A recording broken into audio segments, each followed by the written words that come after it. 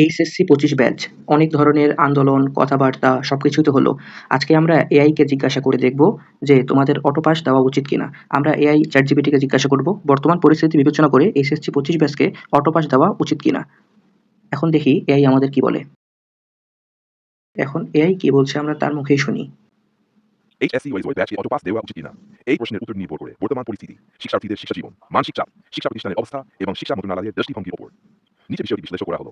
Auto pass দেওয়ার পাশে যুক্তি।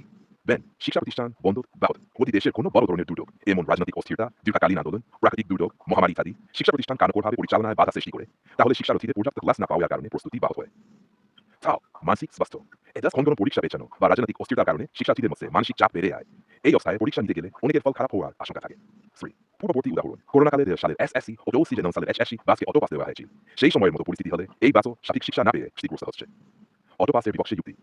শিক্ষার মান হ্রাস। অটো পাসের শিক্ষার্থীরা প্রয়োজনীয় মান অর্জন না করে উচ্চশিক্ষা প্রবেশ করে, যার ফলে ভবিষ্যতে প্রতিযোগিতায় পিছিয়ে পড়তে হয়। অন্যদের প্রতি অবিচার। যারা কঠোর পরিশ্রম করেছে তারা অটো পাসের ফলে হতাশ হতে পারে। এটি মূল্যায়ন ব্যবস্থার প্রতি শিক্ষার্থীদের আস্থাকে নষ্ট করে।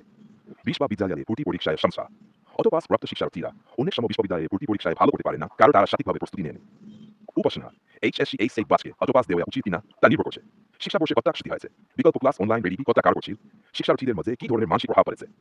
যদি স্মৃতি মারাত্মক হয় এবং প্রস্তুতির জন্য পর্যাপ্ত সময় না থাকে, তবে মূল্যায়নের বিকল্প পদ্ধতি, যেমন assignment, in course marks, model test বিবেচনায় এনে সীমিত বা আংশিক অটো পাস বা গ্রেডিং পদ্ধতি চালু করা যেতে পারে।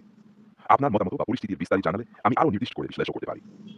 ChatGPT তার তরফ থেকে আমাদের উত্তর পাঠিয়ে দিয়েছে। এখন আমরা তাকে জিজ্ঞাসা করব এক কথায় বললে আসলে হ্যাঁ নাকি না? আসলে উচিত কি উচিত না? দেখি এখন কি বলে। ChatGPT বলেছে এক কথায় বললে না। দেখি তার মুখে আমরা শুনব।